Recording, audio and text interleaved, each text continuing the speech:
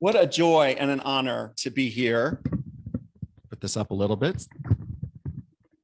Does this go this way? There we go. Okay, we good? Oh, does it? Okay, so it's a joy and honor to be here. Thank you for allowing me to speak. And for those into crystals, I have my blue apatite stone, which symbolizes communication and speaking your truth. So I have that with me, and hopefully this will go well.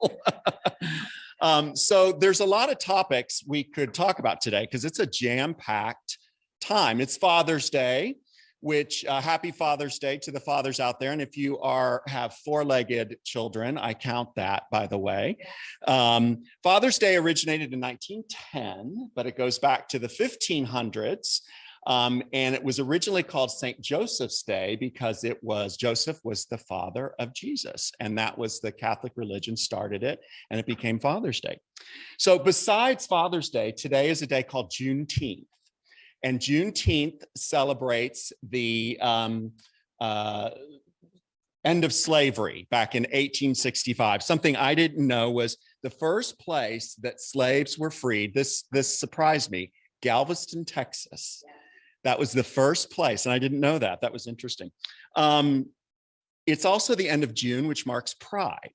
And Pride is the celebration and commemoration of LGBTQ rights, which it began in 1969 at the Stonewall riots when folks refused to be harassed anymore for who they loved. And then on Tuesday, it's the 21st, which is the summer solstice, which is the longest day of the year. And it's a day also that many people commemorate the earth and the planet. So if you have time on Tuesday to say a prayer for the earth, it is the time to do that for the summer solstice. So I had a lot to pick from when I thought about what should I talk about, and I picked none of it or all of it. I can't decide. But I titled my talk today, Magnificent Obsession.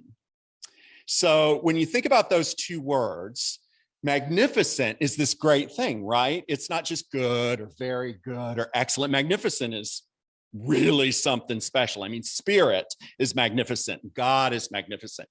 But then you hear the word obsession. And obsession, I don't know if you feel this, but obsession to me has kind of sometimes this negative connotation, right? I'm obsessed with that boy or girl. I'm obsessed with chocolate. That one right there. I'm obsessed with buying cars. That one right there. You know, it's usually something that's negative. No one ever says, I'm obsessed with broccoli, right? Or something that's good for you. But positive things you can have obsessions with positive things, but sometimes those turn negative too, right? And I think of, you saw Forrest Gump? You know the scene in Forrest Gump where he starts running? And I think, oh, that's nice, that's healthy, he's gonna run. And then he runs for a year, and he runs across the whole country. That's obsessive, right? He's got this bedraggled beard.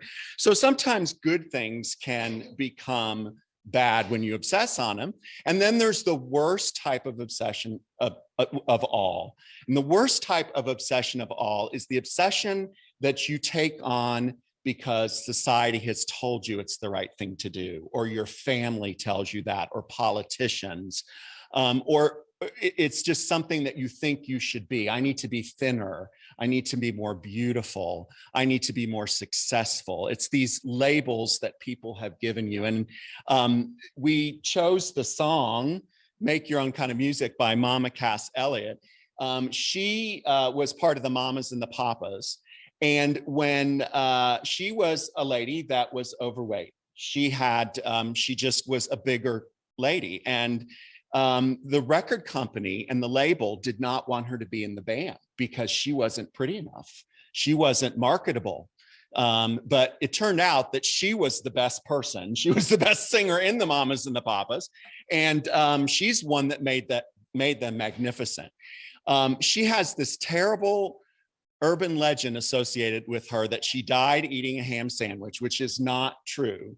She actually died because she was told and harassed so long and weight shamed for so long that she went on a crash diet, and she lost 100 pounds in 2 months and her organs failed. That's why she died. She died because she was obsessed about being someone that she was not.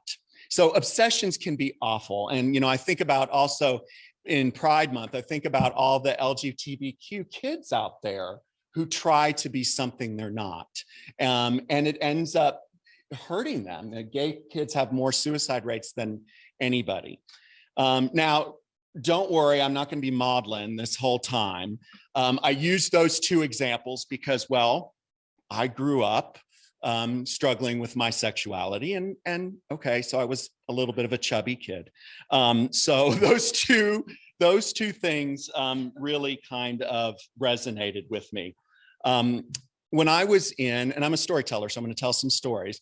When I was in 8th grade, way back, a million years ago, I was in biology, and you know how your teacher randomly assigned you lab partners. So one day I got assigned a lab partner. Now I have to tell you, when I was growing up, again, I was struggling with who I was. And so my main goal in life was to not draw attention to me. I didn't want to be bullied.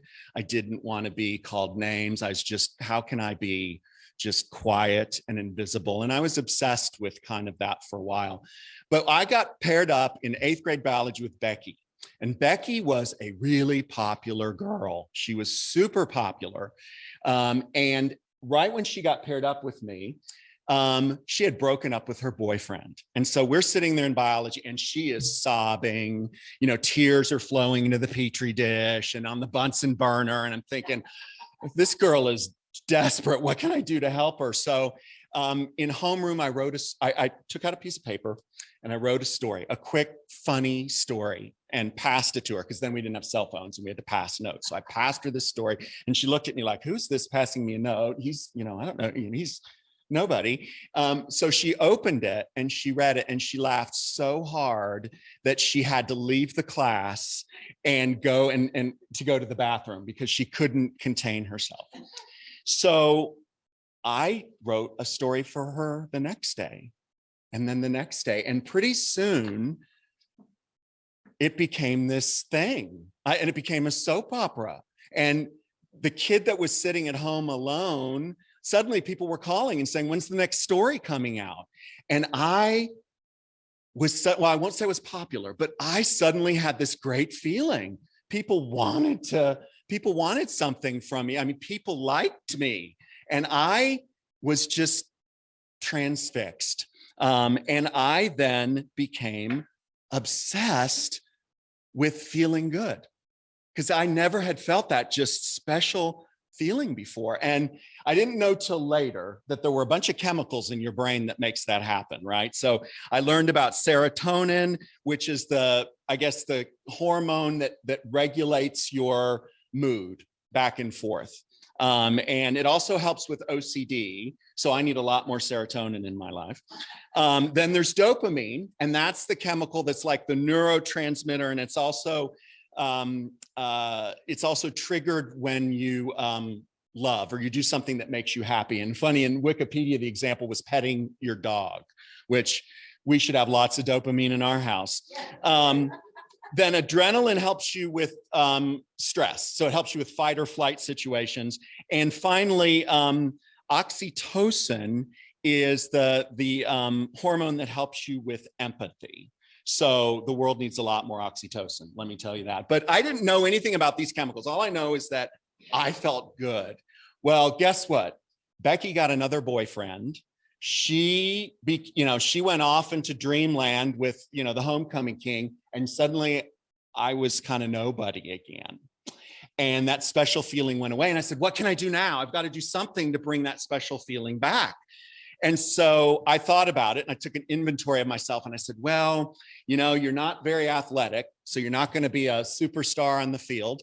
And, you're nobody's dreamboat, so that you're not going to be a sex symbol. And you don't have a lot of money well, thank you. I was more of an awkward kid. So, and then you don't have a lot of money or a country club membership, but what you do have, you're good at school. So at that moment, I decided I was going to be valedictorian. That was my goal. I'm going to be valedictorian. I'm going to work for that. I'm going to work really hard to be valedictorian. So then I met Mrs. Ransford, my 10th grade world history teacher, who I wish I could describe her. She was a bit of an ogre. She always wore these like, just severe outfit. She had her hair pulled back in a bun that kind of pulled the side of her face. She was just very severe. And what I didn't know is that she was famous for giving pop quizzes. And on the second day of class, she gave a pop quiz on what she said the previous day. No one knew it was coming. And there were 3-question quizzes. So if you missed one, you got a 66, which was a D. And I missed one. And she wrote a big D in red on my paper. And I, below that, I didn't pay attention. She wrote below that, you have great potential. Don't worry about this. And I thought, who are you kidding? I'm the future valedictorian. What do you mean I've got potential? Do you not know? This is really, come on.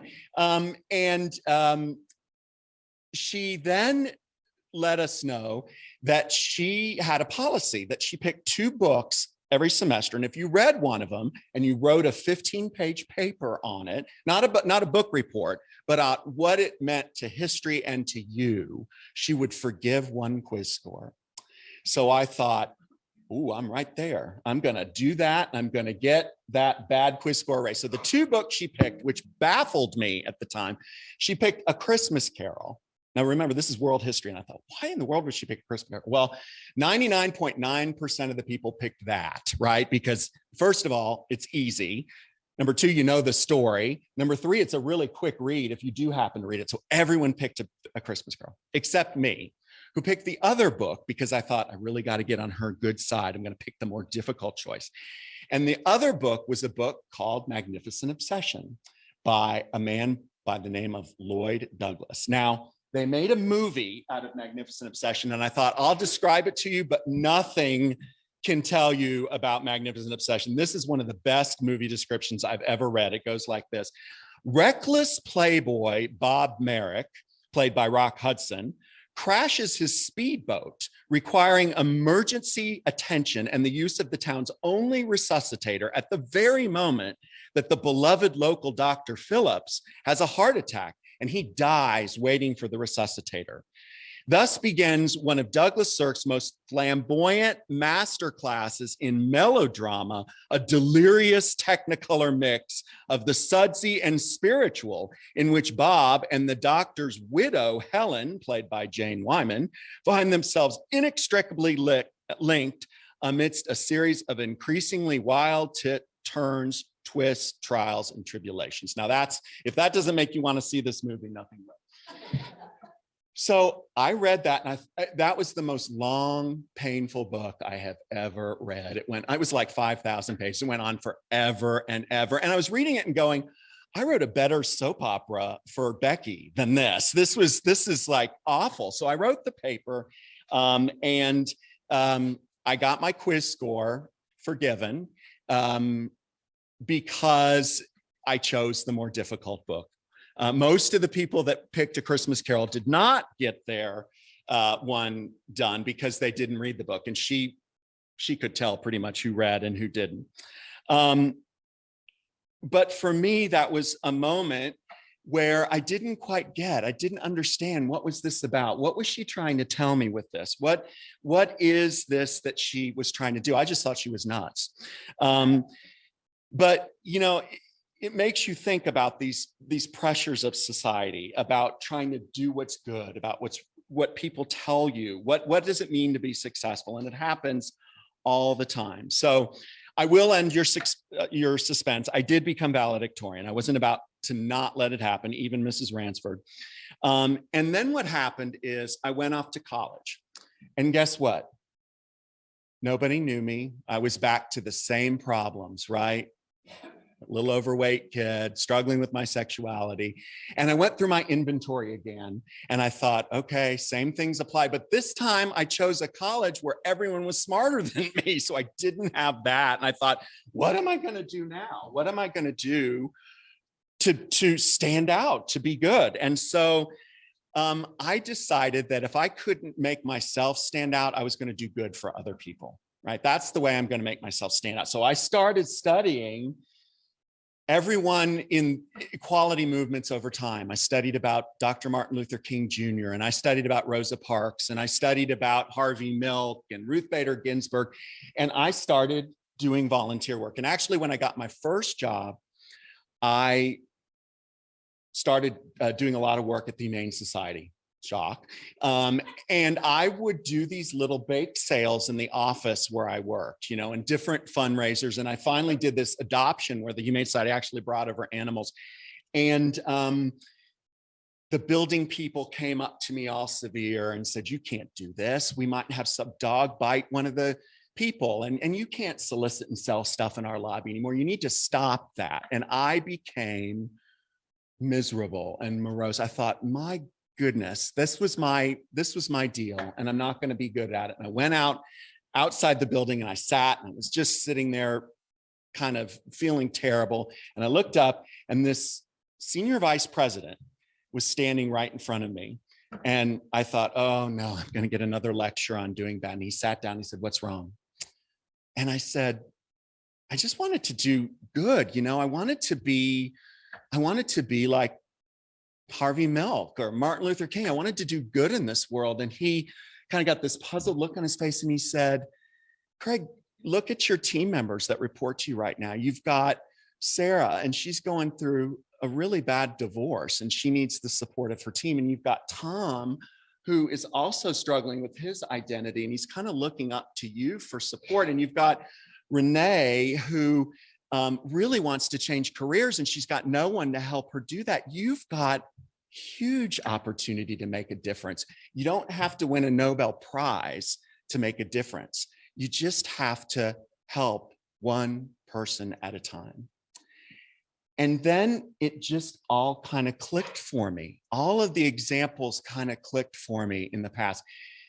Helping Becky and writing that story was not about me being special. It was about the fact that I made her feel good in that moment when she was feeling bad. And Mrs. Ransford writing that note on my paper was about her trying to help me get over a moment that she knew would be difficult for me. And here was this senior vice president who knew more about my team members than I knew myself. And I was so impressed that he got so involved with his people that I just thought, wow, that's what it is. It is about helping one person at a time. And I realized that the obsession I should have recognized and had all along, the obsession that is the magnificent obsession, is the obsession where you love yourself. You don't count the things that are bad. You don't say, "Oh, I'm not good enough at sports." You say, "I'm a pretty good writer. I should celebrate and enjoy that about myself." And I didn't realize that. All I could think of was the bad stuff. So you need to love yourself. That's the first part of the magnificent obsession. Then you need to recognize the gifts that you have, because everyone has special and wonderful and unique gifts about them. And by doing those things, you can really enhance society. And once you recognize what those things are and you throw yourself into them, then you can really make a difference for others. So for me, the magnificent obsession became about those three things. I've got to love myself, I've got to embrace my gifts, and I've got to share those gifts with the world. That's what we all should be obsessing about each and every day, because when you think about it, Spirit and God and the universe want the best for us. They want us to recognize their potential. So the magnificent obsession we should learn is the one that comes from Spirit already, the most magnificent thing of all, which is that love that we can do to make this world a better place. And when I realized that, it really changed things, because then I stopped thinking about what can I do for me? And I thought about how can I share with the world? And by doing that, my serotonin went off the chart, my dopamine went up, and all those things just naturally happened. So that is really the message I want to leave you with today, is that whenever you have self-doubt, whenever you have a wonder about your place, whenever you wonder what you can be doing, it doesn't take a lot. It can be a phone call. It can be a smile to someone. It can be writing a card. It can be saying thank you to the checkout person at the grocery store. You have no idea how much that helps someone, because every one of us is going through something different. Probably someone right now really needs to hear a happy and positive word. So if it's you, know that you are loved and Spirit wants the best for you. Now I'm going to share one final obsession. It's probably the biggest obsession I've had of all time, as my poor husband will attest to, except for him. He's my number one obsession. But in 1985, I heard a song for the very first time and I was transfixed. I loved this song and I knew from that very minute it would be my favorite song of all time. And it still is 37 years later. But it was written by a lady who was a relative recluse. She never toured. She hated publicity. She was a very private person. She didn't want attention. She was British. So no one in the United States knew about her. So I would tell everyone about this song. They're like, who? Never heard of that. And probably many of you haven't ever heard of her either. But she had a son who, of course, she hid away from the world. She was very private. But when her son grew up and became 18, her son wanted to be a performer. He wanted to be up on stage. He wanted to be singing and performing. And he looked at his mom and said, "You are my idol. Would you please perform just once? Because I want to be there and I want to be your backup singer on stage." And she agreed to do it. And so in 2014, she announced she was giving 10 concerts in London at the same venue, small venue. So it was only probably like 75 to 100 people, right? And so when I heard about that, I went bananas. I'm like, I will just perish if I can't go see her in concert. I've been listening to her for 20 years. Now, the tickets went on sale. It was kind of this lottery thing where you had to go online and, keep pressing buy and hopefully you got the ticket.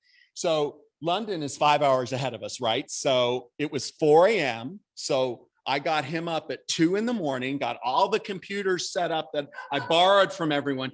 And I'm like, we're going to start right at 4, pressing the buttons. And, he's trying to set me up for success. And he goes, "Now, even if you don't get tickets, it's going to be all right." I'm like, "No, it's not. It's not going to be all right. It's not. I'll die if I can't go see her." So 4 o'clock hits, we're pressing and pressing and pressing and no. 4 minutes into it, I'm starting to panic. I'm sweating. He's like getting out the Valium. He's like, "Oh God." And then suddenly a portal from the universe opened up and I pressed and he pressed and they both said, "Tickets available." Not only did I get to go to one show, I got to go to 2 shows. He very nicely went with me. Couldn't see what all the fuss was about, but of course I was like, whoa, whoa. But as I look back on that experience in 2014, the 2 things that I tell the most stories about are the fact that she did this thing because she loved her son and she knew it would change him and would be a wonderful thing if she went and did it. So despite the fact that she hated it, she went and she did this concert for her son. And the second thing that I always tell the story about is Doug, bleary-eyed at 4 a.m, sitting there pressing that button because he loved me so much and knew how much this would mean to me. And that just, again, re-emphasized this fact that just these small things mean so much. They meant the world to me. So the reason why this becomes so significant right now is, who's ever heard of the television show Stranger Things? Has anyone heard of that? So 2 months ago, they used this song on an episode of Stranger Things, the song that's 37 years old. And guess what? The world started listening to this song from this lady that many people hadn't heard of. It is now #1 in the UK. It's #1 in Australia, in Norway, in France. And the lady that no one in the United States has ever heard of is now #4 on the Billboard Top 100 chart with a 37-year-old song. And it's just, to me, it's just amazing that everything old is new again, but it also proved that I was way ahead of my time. So anyway, so just to end the suspense, the song is by an artist named Kate Bush. Has anyone ever heard of Kate Bush? And the song is called Running Up That Hill. And the thing that I love the most about the song is, I'm not quite sure, but the video is beautiful as well. If you happen to look on YouTube, it's about two people, and one of them is going through something. It's either some kind of personal distress, or they're dying, or something's happening. And she wants to swap places and take on that burden for that person. So for me, it always represented the ultimate feeling and sacrifice and just magnitude of love. And the line goes, if I only could, I'd make a deal with God and I'd get him to swap our places. I'd be running up that road. I'd be running up that hill with no problem. So again, it's this ultimate, I want to take on that burden for you. I love you. I want you to be whole and happy and wonderful. And wouldn't the world be an amazing place if that kind of love just existed everywhere? So even though I hated Mrs. Ransford for a long time, I think I've finally forgiven her, but I still have in my stack of, I've saved about this many papers from school, and I have that one. And I pull out that anytime I need to read, you have potential. And remember that someone right now, whether they're 18 or 81 or whatever, needs to hear you have potential, you're loved, and you make a difference, because that's what Spirit has intended for us. So if you will, say a quick prayer with me. Dear Mother, God, Father, Spirit, thank you. Thank you for the ability to love. Thank you for the ability to share with one another. Thank you for this wonderful group of people assembled here, and the beauty and the spirit that they bring to all of us and to each one of us into this world. And we ask that as we leave here today, that we will be more able to understand that our own love is important, that we have so many gifts, and that we're ready to share those gifts with everyone. And so it is. Thank you so much.